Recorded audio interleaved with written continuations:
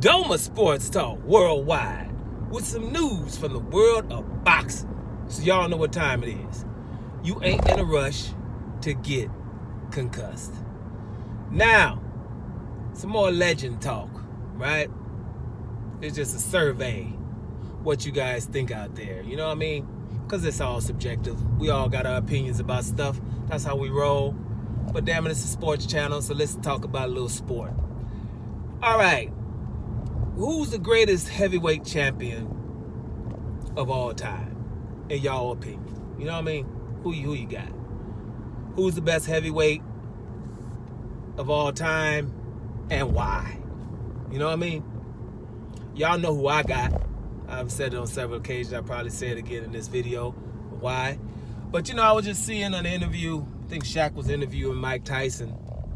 And Mike Tyson said, shit, me, damn it. So Mike Tyson says he's the best heavyweight of all time. Now, I've seen him say other things before, too, now. You know what I mean? So it's not like, you know, it's probably just the mood he was in. But, the reason why I'm asking is because I've seen a lot of people say Mike Tyson. Mike Tyson is the best heavyweight of all time and stuff like that, right?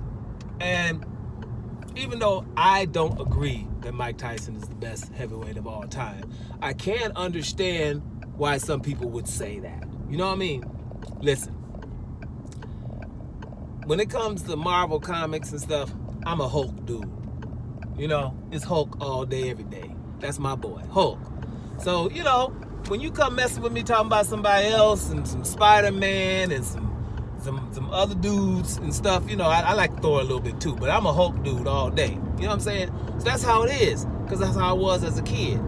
So that goes up. When you grow up, you still a Hulk dude or whoever you like. You know, I'm a Godzilla dude. You know, King Kong, he's all cool and everything, but I'm a Godzilla dude. When Godzilla come, make that noise he gonna make and handle his business, I'm rolling with Godzilla. You know what I'm saying? That's how, you know, so you do those things. And when you growing up or whenever you liked them or the age was impressionable or whatever happened, Mike Tyson coming out with no damn robe on, no socks on, and his black trunks, different than everybody else, without music, just a bass line on your ass, and then knocking people out early, a whole lot of people, scaring people. You know, some people got hit with nothing. Bruce Seldon, to today, wasn't hit with enough to be going out like that. You know, I have my even question marks about Michael Spinks. You know, there's a lot of fear in those knockouts. And Tyson, to be 5'11", 225, and striking that much fear in people, and backing it up with his fighting style, you know, a lot of people just think it was just punching power. It's not only punching power. It was like Mike Tyson had better head movement, defense, and footwork than he's given credit for. I've never been a Mike Tyson fan, but that don't mean, damn it, that I didn't see what I saw. I was going against Mike Tyson on a lot of fights, but I was disappointed a lot of times because Mike Tyson was handling his business.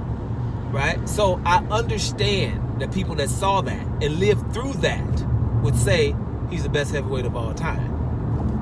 But it's just things, obviously. He ain't better than Evander Holyfield. You know what I'm saying? Evander Holyfield, undisputed cruiserweight, and beat him when Mike Tyson was still Mike Tyson. I think Mike Tyson had one loss. You know, and that loss you can have to Buster Douglas. I ain't gonna, you know, hold that against him because you lost against Buster Douglas. You had a bad night, and Buster Douglas was ready. Buster Douglas didn't have nothing to lose. He had just lost his mom, so he wasn't scared of you.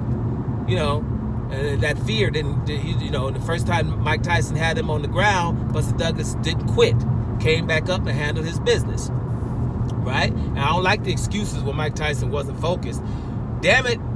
If you're supposed to be the best of all time, you're supposed to win fights when you ain't focused too. But you lost to Buster Douglas, right?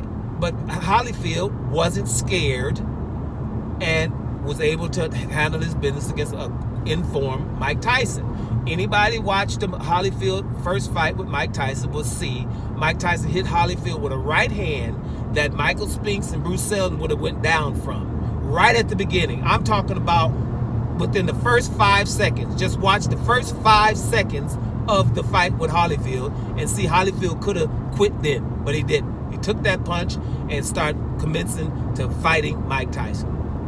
So, the best of all time, right? I can't give Mike Tyson. I give him one of the best, but the best of all time, because first of all, my GOAT, Lennox Lewis, you didn't beat him. Lennox Lewis beat him, and we give Mike Tyson this thing that we always do. Well, Mike Tyson's prime, in Mike Tyson's prime, he didn't want to fight Lennox Lewis. So we can't do more than that. We always like to do that with our favorite fighters. His prime, from January 1987 to June 1988, could nobody beat him. Because we just give them the prime, we just give them primes how we want to give them. You know what I mean? It's your problem that your prime was only 18 months. That is not the fault of the other fighter who had a 10-year prime. You know what I'm saying? So we always do that. We did it to Manny Pacquiao and Floyd Mayweather. Manny Pacquiao didn't want to fight Mayweather when he should have, when Mayweather was his prime and he didn't want to take a dope test. Then they fought and Mayweather won. How can we say that the other guy's better, the Manny Pacquiao's better? Same thing with Lennox Lewis and Mike Tyson.